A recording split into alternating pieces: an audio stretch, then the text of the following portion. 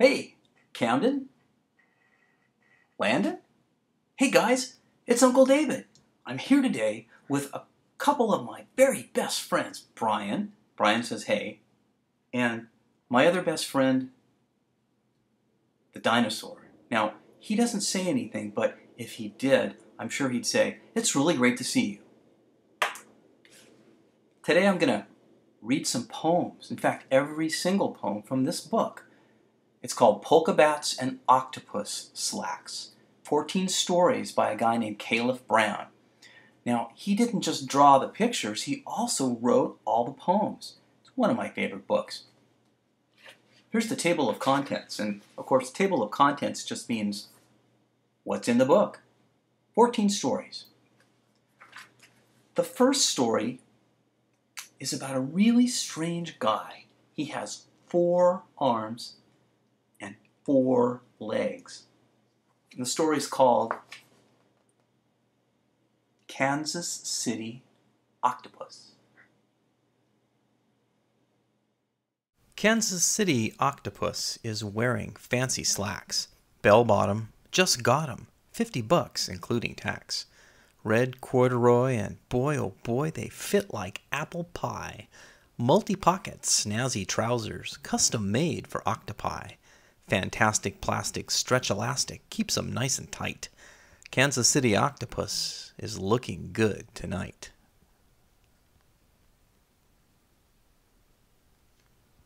Have you ever been to a circus? All kinds of interesting things going on, animals, people doing amazing tricks. In fact, sometimes you'll see people up on a thin wire, walking on top of it. How they don't fall off, I don't know. But that's called the high wire.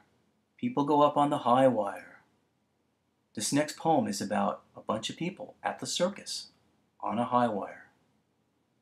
Another tightrope traffic jam on High Wire 66.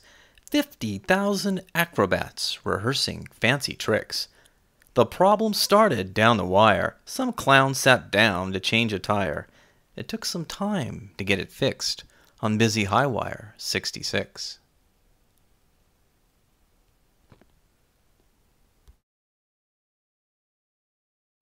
Do you know any strange people? I mean, besides Uncle David? This next poem is about a strange guy. His name is Ed. Introducing Ed with cherries on his head. He says, I like the color, so all his stuff is red. Last week he had a fever. His head was very warm. Ed smelled like cherry marmalade, and flies began to swarm.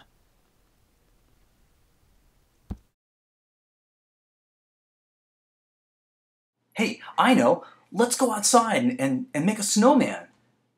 Nah, there's no snow. If there were snow, we could make a funky snowman. Funky Snowman loves to dance. You'd think he wouldn't have much chance without 2 legs or even pants. Does that stop Funky Snowman? No! Turn up the music with the disco beat. When you're in the groove, you don't need feet. Crowds come out and fill the street. Kick it, Funky Snowman!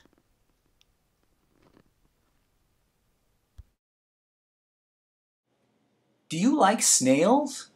I don't like snails. They have those little wiggly things with the eyes on them, and they creep along the ground, and they're all slimy, and if you step on one, it makes a crunching. I don't like snails. It never fails. Those pesky snails are always in the pudding. Lousy guests, those nasty pests, they're always up to something. I've tried like mad to find their nest, but snails are smart, I must confess. The trails they leave can fool the best, and snails are good at hiding. Oh well, at least they don't make threats, they don't eat meat, and they don't place bets. They almost always pay their debts, and never puff on cigarettes. I think I'll keep those snails as pets, and feed them lots of pudding. Do you guys know what a bat is? A little tiny creature. It looks like a mouse, but he's got wings. They fly through the air. They're kind of amazing. This next poem is about these special bats that have polka dots. It's called polka bats. The polka bats are on the loose, a flapping flock of flying fury. All the spotted bats are out, except the ones on jury duty, loudly screeching nasty words like stroganoff to scare the birds while dropping smelly polka turds on people down below. Shampoo. That's a fun word to say. Shampoo. When you say it, your eyebrows can go up. Shampoo. Where do you get your shampoo? Wash your hair with shampoo. Where do you get it? I get mine at the store. But sometimes, in this next poem about the bathtub driver, this guy comes right to your neighborhood and sells shampoo. Right to you. The bathtub driver is coming to town with imported shampoo that he sells by the pound. His one-legged duck rides along for good luck, yelling 3 for a buck when they're having a sale. The bathtub driver won't stay very long. His supply of shampoo will soon all be gone. So get up and sing out a fabulous song for a sweet-smelling, soap-selling, tub-dwelling guy and his one-legged duck named Alfonso. In the spring, the flowers bloom. In the summer, they drop their seeds. And by the fall, all that's left of the flowers is their bones. This next poem is about the flower bones. It's called Skeleton Flowers. Late October showers bring delicate skeleton flowers. A ghostly sight on Halloween night, they softly glow for hours.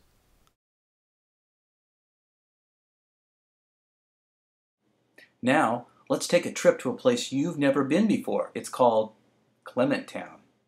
Clementtown is greenish, the people tall and leanish. The dogs bark very loudish, but not because they're meanish. The food is rather reddish, delicious radish relish. There's never any rubbish, that would just be foolish. Do you ever feel lonely? Here's a poem about someone who feels lonely a lot. In a dry and dusty desert town, the lonely surfer hangs around. Perched upon a prickly pear, he usually wears a worried frown. People ask the surfer dude, "Hey, why so far from the ocean blue?" "Because I'm so afraid of sharks," he says, "and water too." This next poem is a poem about 2 dogs playing a card game. I'm not making this up. It's called Mulligan Poker. Fido and Rover play Mulligan Poker, a most ridiculous game. The only rule is to act like a fool and pretend all the cards are the same. The game has begun when the winner has won and the loser is wearing a smile. Then it starts over so Fido and Rover can chew on the cards for a while. Would you like a fly in your pie? This next poem is about a guy who likes flies in his pies. Georgie Spider catches flies, but never eats the little guys. Instead, he cooks up insect pies. He doesn't use the legs or eyes or any artificial dyes. They're very good, though small in size. At last year's fair, they won first prize. So if you're hungry, stop on by. Give Georgie's fresh fly pie a try. I suppose everyone has to have a favorite something. Favorite color, favorite food, favorite uncle. This next poem is my favorite poem in the whole book. It's called Elizas Jacket. Eliza has a jacket. The jacket has pockets, and the pockets all have numbers. Eliza has a jacket made of pockets. The pockets all have numbers on the jacket pockets. Pocket 3 has bees inside. 16 contains their honey. Number 8 has cracker crumbs and wads of dirty money. 23 is filled with gum, all unchewed, I hope, while right next door in 24 is kept a 1-inch piece of rope. 13 is packed with useless facts, and 4 has melted snow. What's in the rest? You'll have to guess. It's not for us to know.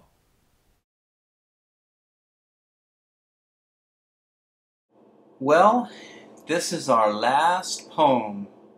It's called Sleeping Fruit. Dozing daily, sleeping fruit. Napping nightly, sleeping fruit. Swaying slightly, snoozing soundly, snoring softly, sleeping fruit. Wow, is that it? We read 14 poems? That was great. Did you enjoy that? Did you guys have a good time with those poems? I had fun reading them. Maybe we'll do it again sometime. Until then, be good guys. Listen to your parents. Be good to your grandparents. And always remember who your favorite uncle is. Until next time, we'll see you later.